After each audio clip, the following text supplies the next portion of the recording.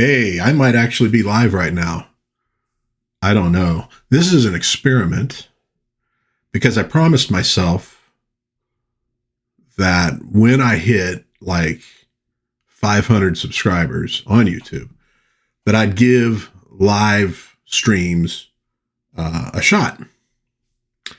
So we'll see. I actually have my wife standing by in the other room to let me know.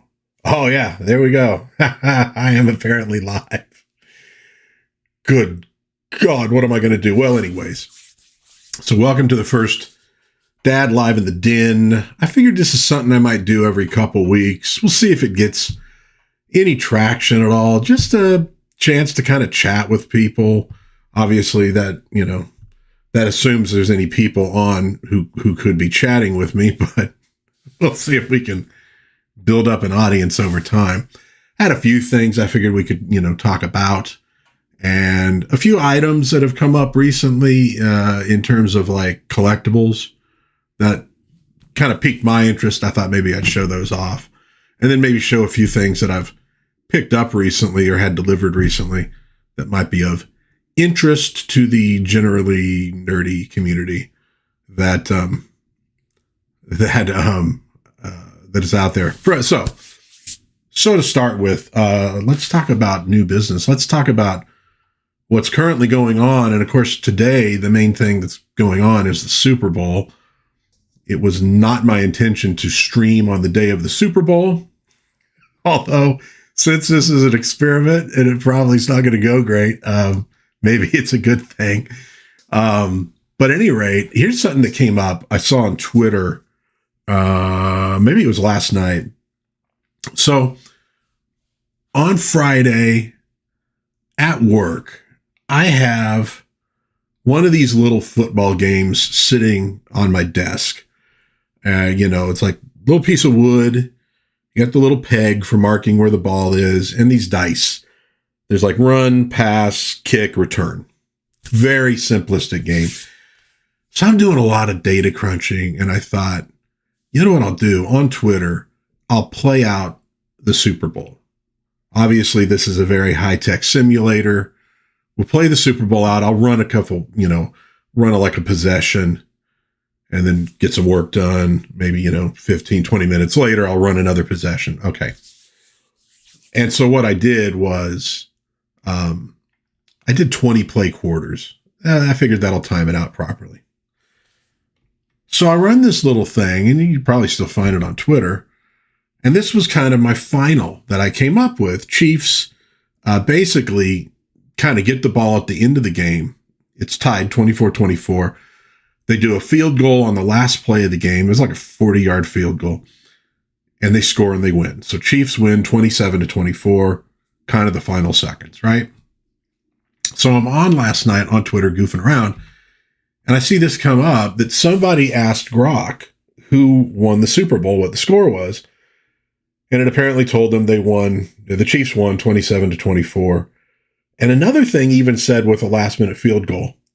And for just a moment, I thought, wait a minute, like, was Grok picking up like what I did or something? Because you figure it's got to be trained off of Twitter. But at any rate, I wanted to throw it out there that if this is how the Super Bowl ends, then I predicted it with my silly little wooden football game.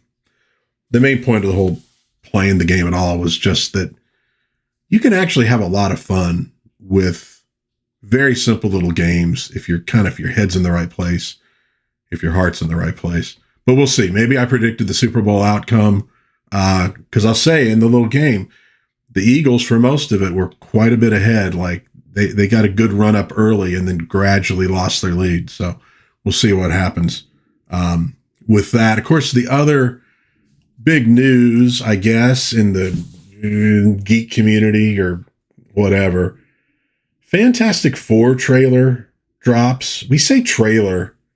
Have any of us ever seen one of these come up after a movie? That's why they were called trailers. They were always previews in my day, but we never say preview anymore. Either way. So, Fantastic Four. If I had a bunch of people in the chat, I could say, what did you think about it? I don't think I probably do. So, what did I think about it? It didn't look horrific or anything, but yeah, Pedro Pascal, I don't see him as Mr. Fantastic from the get-go. The Thing at least looks right. The voice was a little bit off. Didn't feel like Ben Grimm either. He's kind of a cigar chomping tough guy. He's an archetype out of an earlier time. I don't even know if he was an up-to-date archetype when the character first showed up. He feels more like a character from the 1940s in a lot of ways, and he's kind of my favorite. And I always think of him as really kind of the heart and soul of Marvel Comics because he's so, wow, look at that. Man of War, 665 Neighbor of the Beast is in the chat. Nice. Cool, dude. Yeah, the cat, I mean, I don't know. I don't know about Johnny Storm because like they didn't really let him talk in the trailer. Vanessa Kirby, I guess is okay. And I only know her name because I'm hearing people talk about it. Because I'll be honest, man, I don't go to that many current day movies. They just don't. I figured out about a decade or so ago that most of them just don't resonate with me. I kind of watch the movie and I'm like, it was okay. And then I move on, or I kind of go, kind of sucked, and I move on. Even with the MCU, I liked Iron Man. I liked the first Avengers. There were a few that I enjoyed, but I didn't even like most of them. So anyway, what got me though, here's the thing that I kept complaining about, which my wife can attest to, truly, is a lot of people love the retro futuristic look, right? Now, I don't know if this thing is supposed to be set sometime in some version of the 60s or if it's set in the 2020s, but it has a retro future look to it. But I'm going, you're kind of missing the point of the Fantastic Four and frankly, Marvel Comics in general. These were like fantasy stories set in current day being the 60s at the time. And later on, it just kept going. But so the idea was you got this current day New York, because that's where most of it was set. And you inject into the middle of it this wild stuff, high tech, the Fantasticar or Galactus or Iron Man or Spider-Man or whatever, right? Like if you take the New York and you make it retro futuristic, you kind of lose some of what makes the Fantastic Four and Reed Richards special. The whole point is Reed is this mega genius, and he's got tech that nobody has, and they've already done this a little bit, I think, with Iron Man in the movies, where all of a sudden everybody has nanotech and everybody has Wakandan technology. It used to be a little more compartmentalized. And maybe in a way that doesn't make sense, right? Why wouldn't Tony Stark equip everybody with some form of armor that they could use to be more effective fighters against evil? But it's not reality. It's a fantasy. Comic books are a fantasy thing. Sci-fantasy, at least. So, well, no, Iron Man's kind of got his little niche. Spider-Man's got his. Now, I know over time that's changed, but keep in mind, I'm coming from like a 70s, 80s, maybe into the early 90s perspective on this stuff. So the retro futuristic thing, I didn't really dig. I mean, not that I don't like the look of it. I mean, I am like a retro future junkie, mid-century modern junkie. Honestly, I love that stuff. But in the context of the Fantastic Four, it doesn't really work for me. It either set it in 2025 or whenever they are. Let it look like 2025 with the stuff that we have, which obviously now is a lot more high tech than it was in 1960. But still with that, and then let the Fantastic Four be that much further ahead of everybody so that you're kind of going, oh my, look at that. That's awesome. They got a pogo plane. They can get into the negative zone. They can do whatever. Anyways. So that wasn't really a bonus for me, that look. And I know a lot of people really dug it. And I understand that, but there's, the thing with superhero movies is so much like, can you get the spirit of the thing right? Like, you could look at the Sam Raimi Spider-Man movies and say, well, technically, he had the web slingers was a little thing, on his wrist under the, and it wasn't really natural. Okay, granted, there's little things like that for an absolute certainty. But like, those movies kind of got the spirit of Spider-Man done really well.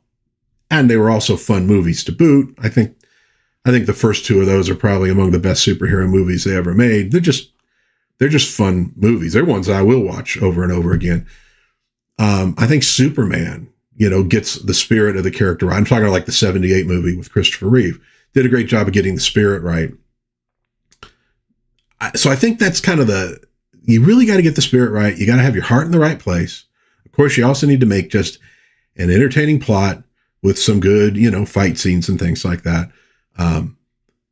That's kind of the key. You can change things around a little bit. And I think for me, the spirit of the Fantastic Four, there's the family angle. Absolutely. That's definitely a part of that. Those four together against all odds, breaking up once in a while and coming back together. So there is that for sure. But it's science, right? But like crazy super science, like Venture Brothers kind of science, which is why there's a Fantastic Four, parody in Venture Brothers.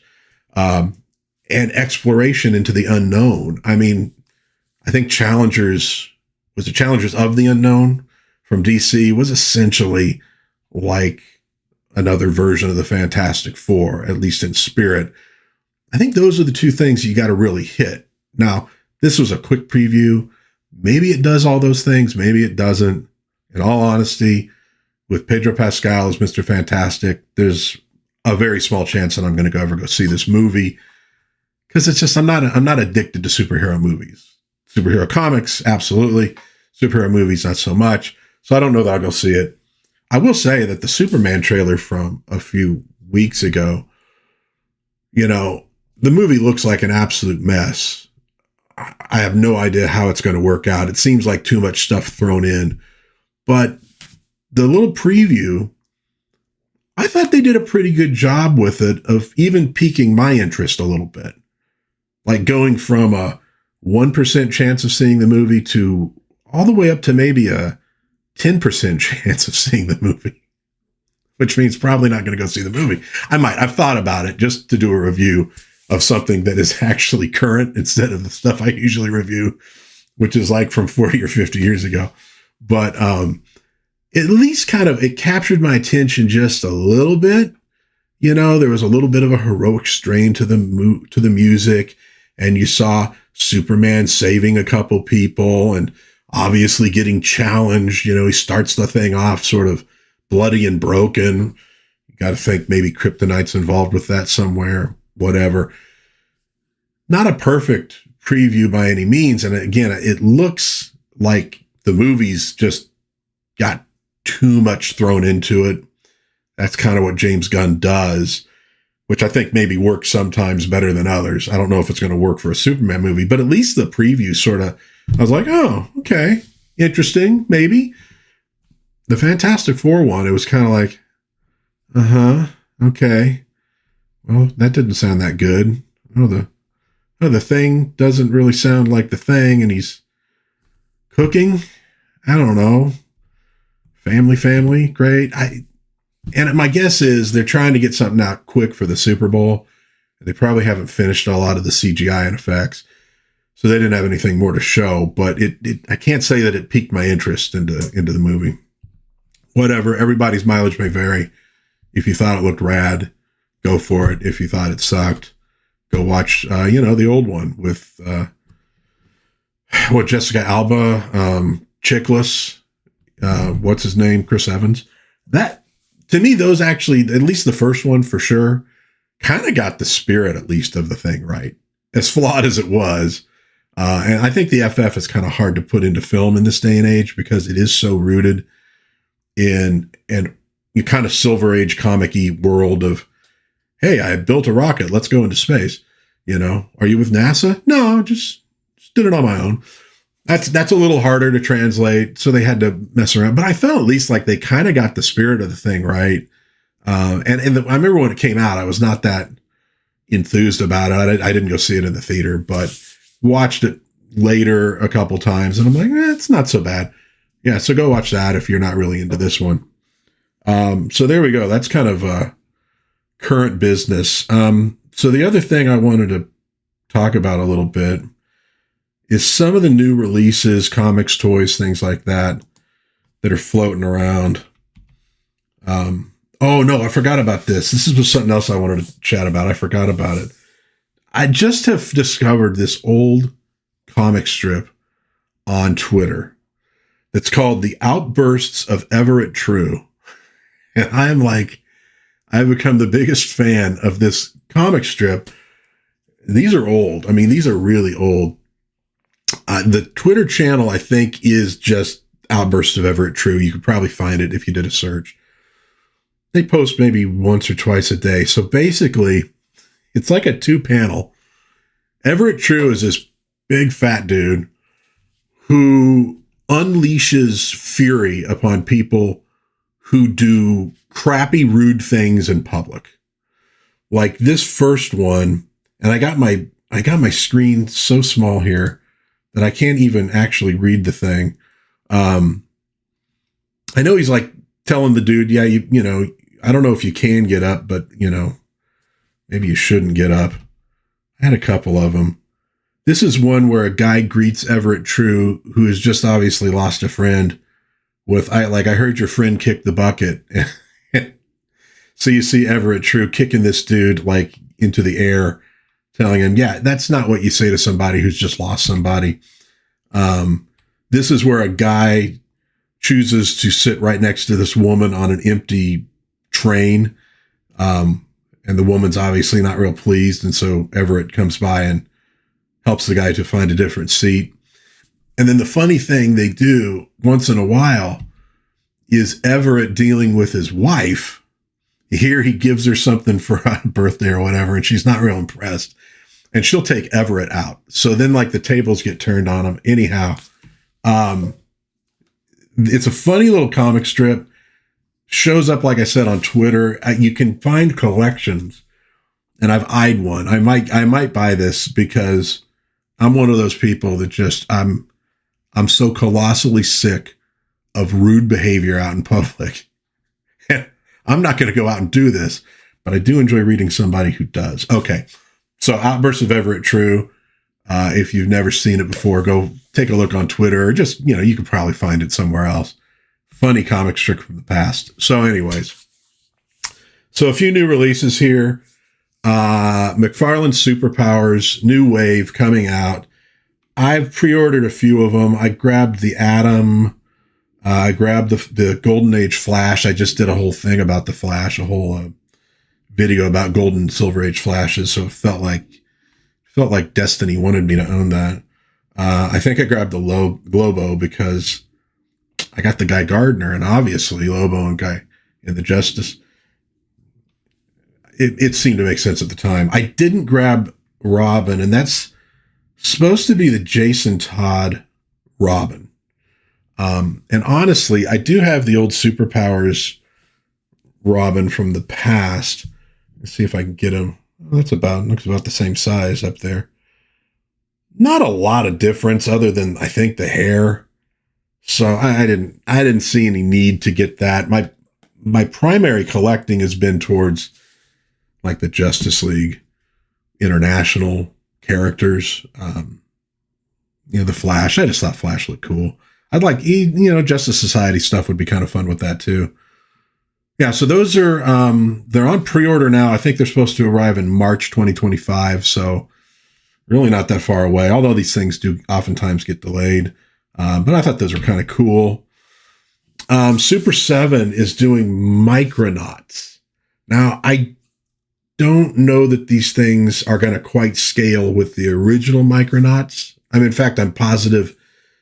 Well, I shouldn't say positive. I don't think they're going to scale with the original Micronauts, but they're pretty cool. I did pre-order these as well. I'm not sure when they're supposed to be out, but there's Biotron and Baron Karza. Oh, dude, yeah. Dude, Mezco figures, I never fail to look at them. And then I look at the price next to them and I say, well, I guess I'm not going to own that. But man, they do make some really awesome looking stuff. No doubt about it. So Baron Karza, I'm hoping they do more, and I'm hoping maybe they'll do some of the characters from the comics that weren't really part of the Micronauts line. It'd be cool if they do some figures that do look like the original Micronauts. I had a couple Micronaut toys when I was a kid that I didn't even know were Micronaut toys until I was an adult, and I was looking through stuff and I'm like, oh, wait a minute, I had that. I didn't know what it was. It was toys that I had when I was like 5 or 6. So they were just toys. They were just there. So I had a couple. I don't have any Micronaut figures, nothing that would like fit into the vehicles or anything like that. I don't know that they're going to scale them so that they would. It'd be kind of cool. From Rippaverse Comics, Zaylin and is it Sarish? I have not figured out how to pronounce that name yet, and I've heard it pronounced about 20 or 30 times now, and my brain refuses to accept it. But either way, they both look pretty cool. Coming some point later this year. They don't even have the campaigns up for them yet. They're kind of teasing them, but those look pretty cool. I'm interested. I'm enjoying the Rippaverse. I know there's a lot of people out there that hate it, or probably even more so that just don't care one way or the other. I've enjoyed what I've read so far. It's not like the greatest comics that have ever been made. They're not like, perfect by any means, but to me, they're as solid as the Marvel and DC stuff that I read once upon a time. I've had a good time with them. So anyway, those are coming up at some point. This is one, the campaign is live. I've backed it. Black Phantom from Chad Townsend. You can find him on Twitter too. He's pretty cool. I like him. And it was a fun comic. It's set like World War II, but not like real World War II. And this dude is, Black Phantom. He's African-American, and he is sort of dead, but he's come back through means I'm not, we're not necessarily sure of. It's been a while since I read his introductory offering. So this is, Holy Terror #1, something new he's doing with the character. But I had a lot of fun with it. It's fast-paced, wild, crazy stuff, super science and supernatural and all that stuff. So looking forward to that. This is something that I had bookmarked it on Twitter a while ago from the Nacelleverse, the Great Garloo. I mean, this is an old classic toy. I don't know what they're going to do with it in terms of the a comic book. It's supposed to be coming up maybe April 2025. So I thought I'd point out the thing. So I don't know what's going to come of that, but it piqued my interest. Masters of the Universe style Thundercat figures. I don't know. It's a little bit tempting. There's Lion-O, Chitara. They got Mumm-Ra, who has kind of a skeletal, like Skeletor faceplate. I think you could replace in there. There's also a Battle Cat, but he's like humanoid, which I got to be honest, didn't interest. Or not, yeah, Battle Cat man didn't really interest me, but those are kind of cool looking. Adventure Command is done by White Elephant Toys. They got a couple new figures, mostly new costumes for the figures. I've liked these. I've reviewed them on my site a couple times. What are we? Titans, New Conan. Oh yeah. Yeah, I mean, like I said, Mezco it ain't cheap, right? So unless you're really, really rich, you gotta pick your shots on that one. I think it's the Fantastic Four one they did. It's like, that's really rad, man. Those look so good, and I just can't justify it. I got too much stuff. You can see behind me, I got too much stuff as it is. Anyhow, so Adventure Command, I reviewed these before on my channel. I enjoy them. I think they're well put together. They look great. They are kind of a takeoff of the old Super Joe figures from back in the 70s, as G.I. Joe was sort of transitioning away from being strictly military figures. So this is the mission specialist. They got the science officer. And then I've also now seen some images of the, oh geez, I don't have the name up there. Good job, idiot. Is it Gargon? Who's like the enemy of the Super Joes. So they're going to be working on something like that. I saw a couple pictures. It looks pretty cool. One of the benefits of these is that the original Super Joe figures, done way back when, over time have just kind of disintegrated, as in like they just fall apart, the arms, legs, etc. So this was a way for people who had some of the old stuff to get a figure that would fit the, uniforms, the equipment, the gear that they had. And then if you had never gotten those, you could get them new. So anyhow, those are both out right now. I haven't picked them up. I don't know if I will for sure. Again, mostly because of space constraints and things like that. NECA's got these Ben Cooper DC costumes. You got to get all 5 figures. They're on pre-order. I think they're coming out March 2025. The only thing that got me tempted here was I had that Batman costume when I was a little kid. I think a couple years ago, I did a video on Collegeville and Ben Cooper costumes for Halloween. And I still have the mask that goes with the Batman, I believe. I think I had that in the video, or maybe I had the new version that they've done.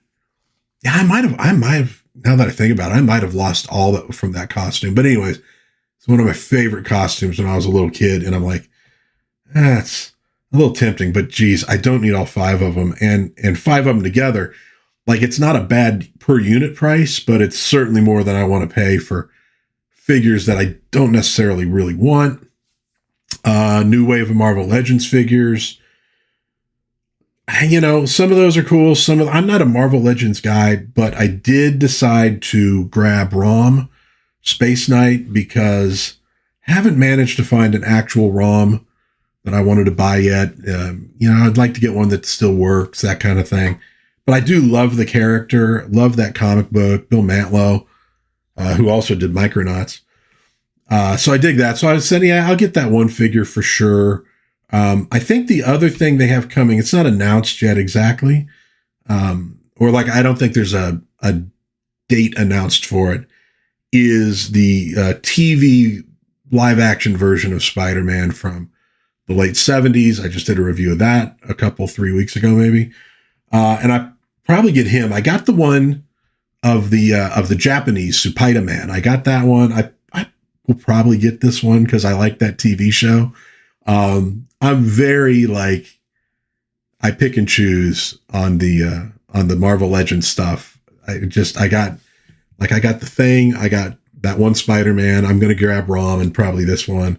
Dude, if they did a Reb Brown Captain America, if they did a Lou Ferrigno Hulk, which I don't think he ever gives his likeness rights out, so they probably will never do that, I'd probably grab those too. But other than that, that's one more series that I don't need to go, oh, comics with a Titan reference. Oh, yeah. I know what you're talking about. The Nacelle. Okay, yeah. Yeah, the Comic Accurate ROM is very cool too. It is nice that it looks like the character from the comics, because the original ROM toy is not doesn't move around a whole lot. It's pretty basic. And there was no backstory for the toy.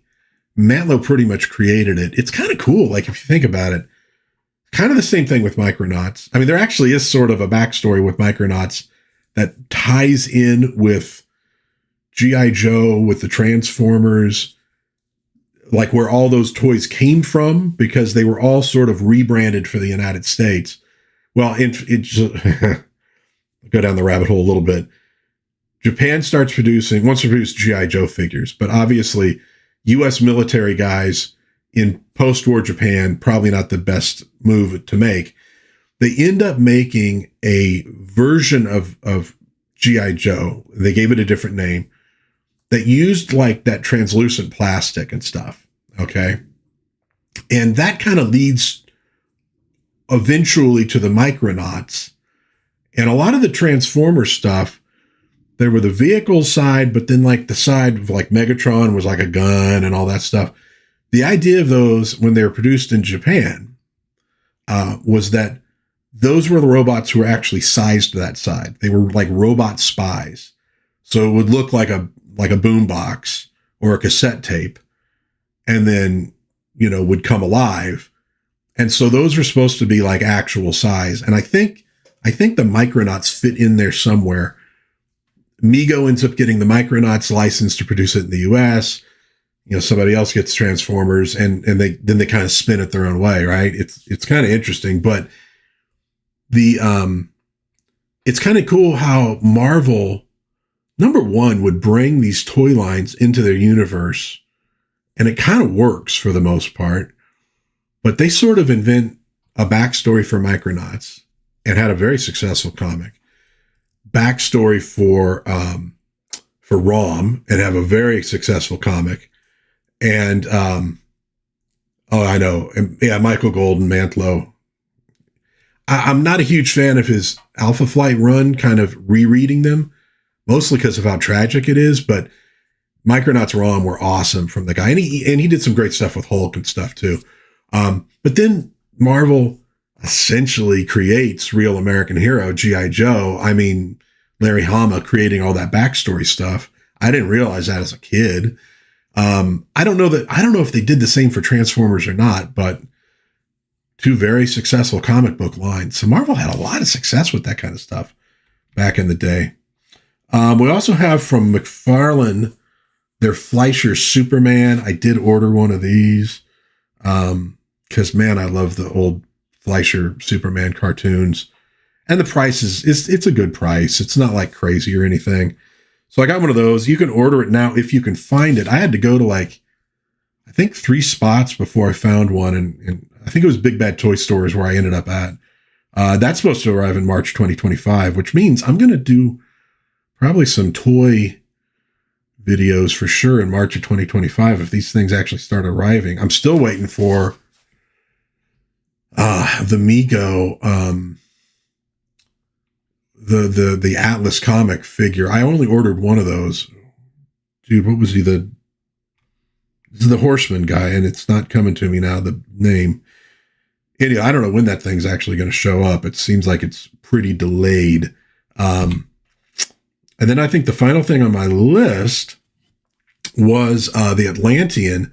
I did a review of the Serpent Kingdom, which was like a King Cole story. It's very much in the style of the old Savage Sword of Conan's from back in the day, back in the 80s, 70s, 80s. Drawn by Russ Leach, written by Randy Zimmerman. So now they got the Atlantean. The first issue's out. I finished reading it a couple nights ago, and I liked it. It's a good story. It's, you know, you can see just art-wise. I have to kind of put it up over here. What they're going for. It has that feel. It has that classic feel, and I really dig it. So I think they're trying to put 4 of them out this year. So 2, 3, and 4. And they got a cover for number 2. They don't have the campaign up yet. I think the book's in production. I'm pretty sure they want to get it, you know, done before they actually put the campaign up. But if you have not checked those out, I think you can get Serpent Kingdom even on Amazon now. And I think Atlantean number 1 might be up there too. So they're not hard to find. But if you really dig the old Conan stuff, I like these. I think they're pretty darn good. They got the right feel to them. Again, they got the spirit of the thing right. So probably worth checking out. So that's kind of like what things that are coming out that I dug. This is me trying to recenter myself on the screen. All right, so to sort of like round this thing out, because like I said, this is kind of an experiment of me just giving it a shot. I thought I'd show off some of the nonsense that I have bought or been delivered recently. Get Robin out of the way here. I showed the Atlantean, which I think was delivered a few weeks ago, and I found time to read it because I've been reading a bunch of other stuff. This is something that I just got delivered. So it's the old Buck Rogers strips. Like, when I was younger, I decided I want to be a comic book artist. And the reality is I did not quite have what it takes to do it. You know, I had the desire. I practiced a lot. I couldn't quite get there. But while I was interested in it, I started researching into, you know, comic book artists and comic strip artists. And this was a book they had at our public library that I remember checking out. Now, it was a hardcover. And I really, really liked it because so much of the Buck Rogers stuff was just unknown to me. And I was amazed. It's when I really started falling in love with comic strips. I remember they also had a Dick Tracy collection, Pogo, the little possum dude. I remember they had those. Of course, I was a big fan of like, Peanuts, Snoopy from when I was a kid, but kind of got me into that stuff. And I've seen that book pop up a few times, eBay, whatever. And I was like, I want to get one of these at some point. But they'd usually have like a really torn up dust jacket, or the price would just go too freaking high. This dude showed up on eBay at like a really good price. And it was boom, in the cart and bought before you know it. So I'm looking forward to going through Buck Rogers. I might try to do some of that like in live streams, maybe, I don't know, like start them off and read through one, but I got to get a 2-camera setup before I do anything like that. Hit the comic book shop on Friday. They got Superman Flash reproduction of the Treasury one. I freaking love these things. Of course, I love getting the vintage ones, but these look pretty fantastic too. But here's what's really cool. Untold Legend of the Batman. Now, this has never been in this format before. It was a mini series. So I'm like, oh, okay, they're going to maybe start doing some other stories. That's really cool. Because I was thinking a while back, in terms of getting people back into the hobby and getting people to like know the original characters before they've gone through 8 million changes in recent years. I thought, like, what about that Bane story with breaking Batman's back and stuff? Could they put that in this format? Because the really cool thing about this format is the art, man. It's huge. It's more the size that they draw the stuff at. And when you have a great artist, it's a great way to show it off and get the attention, get people's attention on it. I'd love it if they do something with like the Walt Simonson Thor. And maybe they will one of these days. So those are some things I picked up recently. Another one, I did a review of the, I think it was Johnny Bullet is what they called him. This is Strike Force Alpha from White Elephant Toys as well. This is their Atomic Mike. Now these are like, they're G.I. Joe style figures, a little tiny bit different, but pretty much there. And the reason I got Johnny Bullet and Atomic Mike was because they're based on the G.I. Joe, basically the superhero versions of G.I. Joe that came out, I think after the original, 12-inch figure G.I. Joes, before the Super Joes, there was like I think they called them the Action Team or something. Any rate, so I got Atomic Mike. I have not taken him out of the package yet. I will at some point get him up with my G.I. Joe figures. I probably should not be messing with this, but if you look, you can kind of see some G.I. Joes up there. Always a good idea to screw with your camera right in the middle of a stream. Anyhow, he's going to be up there with Johnny Bullet and all those dudes at some point. I just hadn't opened it quite yet. Okay, so this is one. This is a character that I freaking loved when I was a kid. absolutely was mad about. I remember my mom didn't like him because, well, she was a kindergarten teacher and he was like a hyperactive child. And as a kid, I couldn't understand it. And then I grew up and I'm like watching old episodes of Mork and Mindy. And I'm kind of like, oh yeah, I kind of get it a little bit. So this was not something that was right on my radar to buy, but it came up in an auction at a really good price. There we go. So we got Robin Williams, the Mork figure. Now this one did not come with the boots. I went ahead and bought a pair of these silver, get them a little closer, these silver boots from, oh yeah, my Thor. Yeah, I know. I love that. I love the other Thor image from that too, was Rosloff. I'd love to have that framed. So I got these silver boots from Classic TV Toys.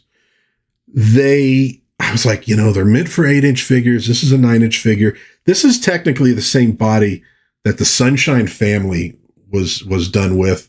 They also use this body on the Space 1999 figures. It's not a great body. It's not as good as a lot of the stuff. Yeah, I do have those, but I had to take them down when I put the shelves up.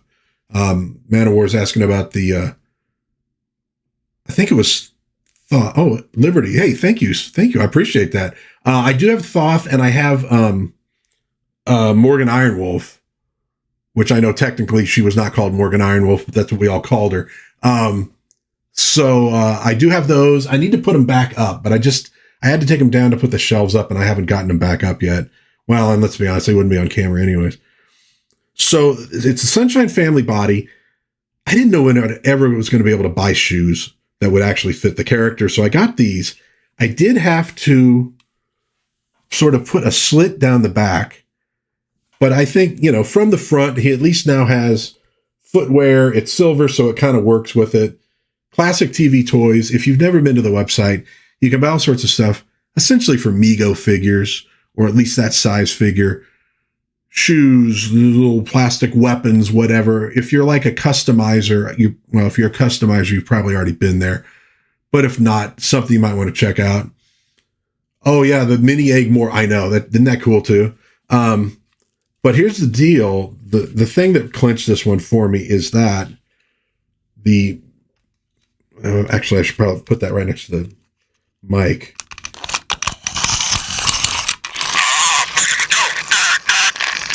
It does talk.